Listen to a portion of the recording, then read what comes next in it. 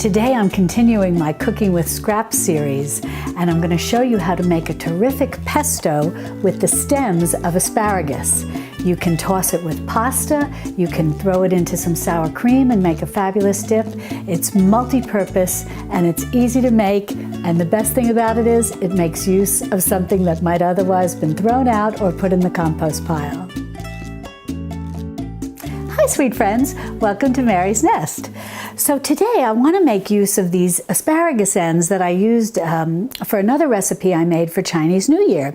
And rather than putting them in the compost pile or just making a cream of asparagus soup, which is, kind of the usual thing, I looked through this book, Cooking with Scraps, which I talked to you about before in another video where I talked about books that have recipes for cooking with scraps.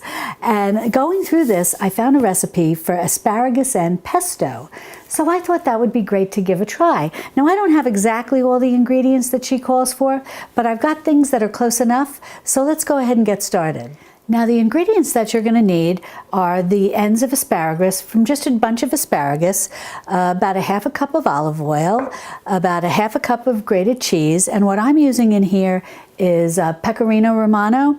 You can also use Parmigiano Reggiano, but the nice thing about Pecorino Romano is it's a sheep's cheese and sheep's milk cheese, and I really like it. It's got a little stronger bite to it, but certainly if you want a milder flavor, Parmigiano Reggiano would be the way to go.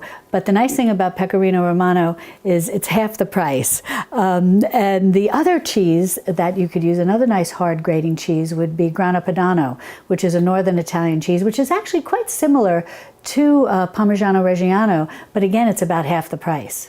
You're going to want 1 clove of garlic smashed, 1 lemon, we're going to use the juice and the zest, and a bunch of parsley. Now in the original recipe, Lindsay Jean calls for basil leaves or shisho, I don't know if I'm saying it right, shisho leaves. I don't have either of those. Basil is not in season right now, but I live in Central Texas and parsley grows great here in the winter. So I've got some parsley from my garden. And then about a half a cup of toasted nuts. Now she calls for pine nuts, which is very traditional when making a pesto. But again, because I live in Central Texas where pecans rule, I've just got some pecans here that I've toasted. I just wanted to quickly say, if you're new to my channel, welcome. This channel is all about living the simple life, cooking from scratch, making home remedies, and creating a cozy home with thrift store finds. So if you're like me and you like the simple life, be sure to subscribe to my channel and click on the notification bell that'll let you know every time I upload a new video. Now the first thing that we're going to want to do is cut these into little coin shapes. And the reason is we're going to be putting all of this into the food processor. And if we put in, so we want to just do it like that, if we put these in whole like this, the pesto would be very stringy because asparagus are very stringy. The asparagus ends that I have here were from basically pretty young asparagus, so they're not tough at all. But if you have a thicker one and you feel that the first outer layer of it is thick, you can simply just take a vegetable peeler and peel off that layer and then go ahead and cut it into coin shapes. But now don't throw out those little peels that you take, those tough end peels. You can certainly throw them in your compost pile, but you can also batter dip them in a tempura batter and fry them up, and they'll be delicious. See, I told you I don't waste anything.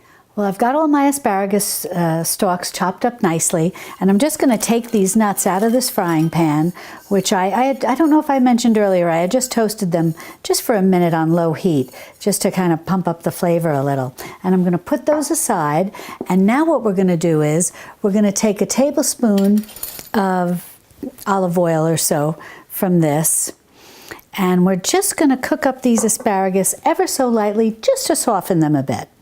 So I'm just going to go ahead and saute these, and then we'll get ready to go on to the next step. Now I've just sauteed these up on medium heat for about a minute or two, and they're beautiful bright green, and they're quite tender now. Now what you want to do is use your chopping blade for your food processor and go ahead and add in the let me see if I can show you the asparagus ends. And then the next thing we're going to do is add in the parsley. Now I just gave the parsley just a little bit of a rough chop, nothing special, and I've got the stems in here. They're very tender, so I'm not worried about that. I'm just going to add those all right in. And in go the nuts, and next the garlic. And now we're going to go ahead and pulse this until everything is well chopped. And then I'm going to scrape down the sides a few times just to make sure that everything gets well incorporated.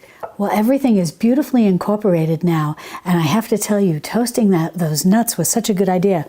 It really smells good. The next thing that we're going to do is put in a half a cup of the grated cheese. And as I said, I'm just using Pecorino Romano, but you can use any hard grated cheese you want, like a Parmigiano Reggiano or a Grana Padano. Now my lemon is washed, and now I'm going to just zest it right into the bowl here. Well, I've got all the lemon zest grated in, and now what I'm going to do is just squeeze the juice of this lemon. I'm going to do this right over my hand just to catch the seeds and get this right down into the bowl. And now I got the other half of the lemon.